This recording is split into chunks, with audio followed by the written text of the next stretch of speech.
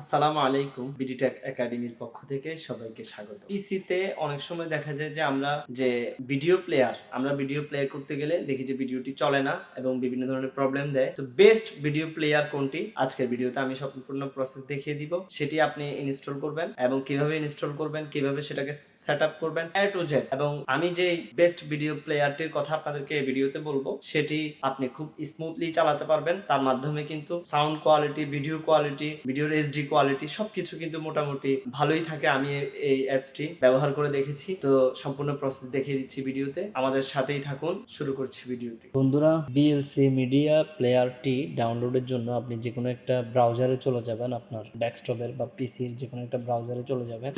যাওয়ার পর আপনি জাস্ট এখানে লিখে ফেলবেন ভিএলসি, তাহলে দেখতে পাবেন যে এখানে চলে আসছে বিএলসি মিডিয়া প্লেয়ার। এই যে বিএলসি প্লেয়ার দিলেও কিন্তু এই যে দেখতে পাচ্ছেন বিএলসি মিডিয়া প্লেয়ার।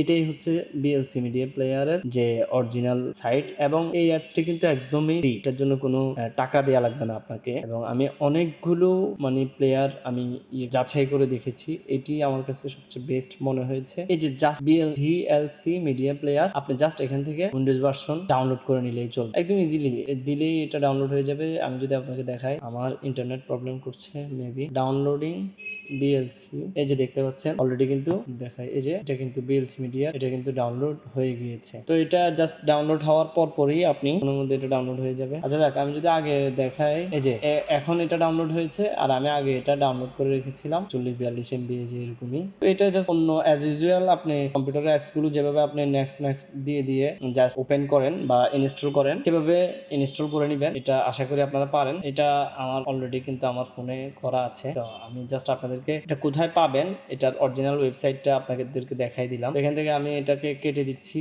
এটাও কেটে দিলাম। এখন আসেন যে এটার কিন্তু যে বিএলসি মিডিয়া প্লেয়ার, আমার এখানে কিন্তু আপনি যদি খেয়াল করেন এখানে অনেকগুলো প্লেয়ারই আছে। বিএলসি মিডিয়া প্লেয়ারটা কিন্তু খুবই ভালো লেগেছে। এটি যদি আপনি চালাতে চান তাহলে কিন্তু কিছু জিনিস আপনাকে আগেই সেটিংস করে নিতে হবে। তো আমি দেখাচ্ছি। এখান থেকে আমি ডাউনলোডসে একটা ভিডিও যদি আমি সিলেক্ট করি, এই ভিডিওটা ধরেন বিএলসি মিডিয়ারে, এই মিডিয়াতে সিলেক্ট করছি। প্রথমত এটা যদি আমরা ক্লিক করি, এটা অটোমেটিক যে আমার এখানে আগে ছিল মিডিয়া প্লেয়ারে ওপেন হবে। আপনি যদি এটা বিএলসি প্লেয়ারে ওপেন করতে চান তাহলে আপনি জাস্ট এখানে রাইট বাটন ক্লিক করবেন। রাইট বাটন ক্লিক করার পর এখান থেকে ওপেন উইথ থেকে আপনি এখান থেকে দেখেন আমার এখানে কতগুলো প্লেয়ার। এই যে এটাও একটা প্লেয়ার, এটাও media player, Microsoft move TV, প্রত্যেকটা দিয়ে কিন্তু চলবে। পড প্লেয়ার, প্রত্যেকটা দিয়ে কিন্তু ভিডিও চলবে। এক একটাতে এক এক ধরনের প্রবলেম। তো এখান থেকে আমি জাস্ট ভিডিও প্লেয়ারটা সিলেক্ট করে দিচ্ছি। এখন এখানে প্রবলেম হচ্ছে, আপনি যখন এটা সিলেক্ট করতে যাবেন তখন কিন্তু আপনি এখান থেকে দেখবেন যে আমার এখানে যে একটা সাইজ রিসাইজে আসছে, আপনার এখানে কিন্তু এই সাইজে আসবে না। সেখানে এটা অনেক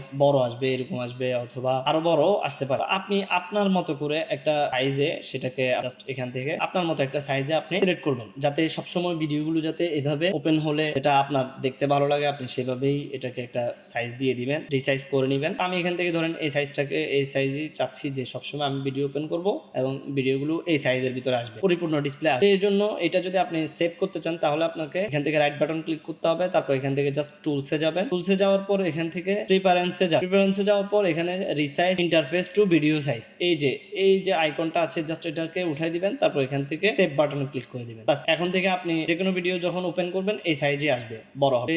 আমরা যদি এটাকে ক্লিক করে দেখি, এই যে বিএলসি মিডিয়া প্লেয়ারে দিলাম, এই যে কারণ আমি এই সাইজটা রাখতে চাচ্ছি, তাহলে রাইট বাটন ক্লিক করবেন। এখান থেকে জাস্ট টুলসে যাবেন, প্রিফারেন্সে যাবেন, এখান থেকে রিসাইজ, এই টুলটা তো এটা দেয়া থাকে, আপনি জাস্ট এটাকে উঠাই দিলেন পর।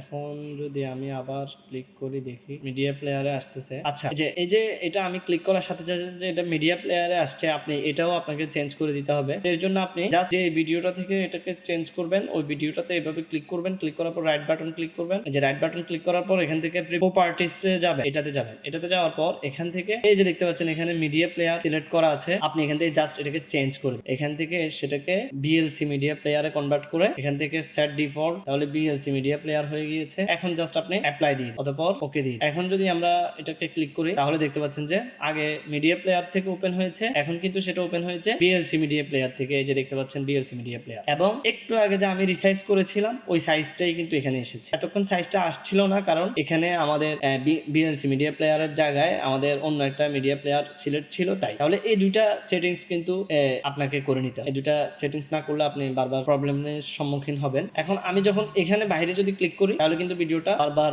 নিচে চলে যাবে। আপনি যদি চান যে সব সময় সেটা ভিডিওটা আমাদের ডিসপ্লের উপরেই থাকবে, আমি যত কাজ করব ভিডিওটা একপাশে চলতে থাকবে, যদি এরকম চান তাহলে আপনাকে ভিডিওটা এখানে আনতে হবে, এখান থেকে রাইট বাটন ক্লিক করতে হবে, তারপর এখান থেকে চলে যাবেন ভিউতে। এই ভিউ অপশনে যাওয়ার পর অলওয়েজ অন টপ এটাতে সিলেক্ট করুন। এখন আপনি যাই বাইরে ক্লিক করেন কিন্তু সেটা চেঞ্জ হবে না। এই যে এখানে ক্লিক করেন অথবা এখানে ক্লিক করেন অথবা এখানে যেখানে ক্লিক করেন ভিডিওটা কিন্তু আপনার চলতে থাকবে। আমি যদি এখন দেখাই, একটু আগে কিন্তু এরকম ছিল না, জাস্ট এখন এই যে আমরা এটাকে অলওয়েজ টপ দিয়ে দেওয়াতে এখন এটা এখানে সিলেক্ট হয়ে গেছে। তো VLC মিডিয়া প্লেয়ার কিভাবে ইউজ করবেন আমি চেষ্টা করেছি দেখানোর জন্য। কাছে যেটি বেস্ট মিডিয়া প্লেয়ার মনে হয়েছে আমি কিন্তু সেটি আপনাদেরকে সাজেস্ট করছি, এবং আমি রিসেন্টলি ওইটাই খুব ভালোভাবে ইউজ করছি, খুব ভালোই সাপোর্ট পাচ্ছিলাম, তাই আপনাদেরকে বললাম, সাজেস্ট করলাম। এই ছিল আজকের ভিডিওটি যদি ভালো লাগে প্লিজ আমাদের চ্যানেলটি সাবস্ক্রাইব করে দিবেন এবং লাইক কমেন্ট করে মতামত জানাতে ভুলবেন না, শেয়ার করে দিবেন। আর সামনে আপনাদের টেকনিক্যাল কোনো বিষয় যদি জানার প্রয়োজন থাকে অবশ্যই কমেন্ট করে মতামত জানাবেন, তাহলে আমি সেই অনুযায়ী ভিডিও দেওয়ার চেষ্টা করবো ইনশাআল্লাহ। দেখা হচ্ছে নেক্সট কোনো ভিডিওতে, সে পর্যন্ত ভালো থাকবেন। আসসালামু আলাইকুম।